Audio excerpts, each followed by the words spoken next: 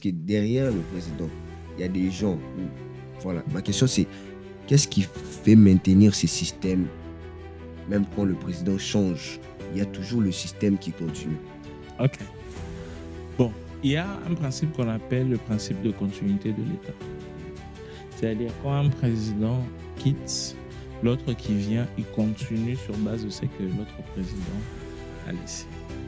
Mais la dynamique RDC-Rwanda, c'est une dynamique Keba comme on dit. Hein? Donc, il y a des gens qui meurent parce qu'il y a beaucoup de sanguinaires dans le domaine. Donc, les sanguinaires, il ne faut pas nous attaquer ici. On n'est pas des politiciens, on est en train de faire juste des analyses. Bon, voilà le principe. Tu dois comprendre, de mon point de vue, en voyant de loin, voilà ce qui se passe. On avait un homme fort dans ce pays qui s'appelle Mobutu Sese Seko, qui a régné en RDC dans le Zaïre à l'époque pendant 32 ans. Après, il y a Laurent Désiré Kabila qui est venu avec l'aide du Rwanda. Ok? On l'a fait tomber et on a changé le président. Laurent Désiré Kabila, qui était le président que j'apprécie, je crois, le plus. Il était à la tête jusqu'à ce qu'il s'est fait assassiner. Un paix à son âme. Après, il y a eu Joseph Kabila qui est resté là au total pendant 18 ans. Et puis, il y a eu le président Tshisekedi.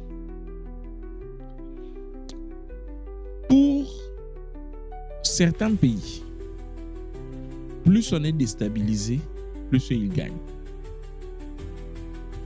Pour certains pays, pas seulement nous, plus il y a du désordre dans votre maison, plus eux ils mangent, plus eux ils se retrouvent. En passant, le Rwanda a plus de routes que la RDC. Petit guillet. Mais si un pays étranger doit nous attaquer, ça ne nous attaque pas tout seul. C'est avec complicité de nos frères. C'est avec complicité de notre sang. Tu vois? Donc, pour moi, au lieu de déclarer la guerre ou d'aller commencer à se battre avec le Rwanda, j'aurais préféré qu'on fasse une très grande campagne d'anticorruption.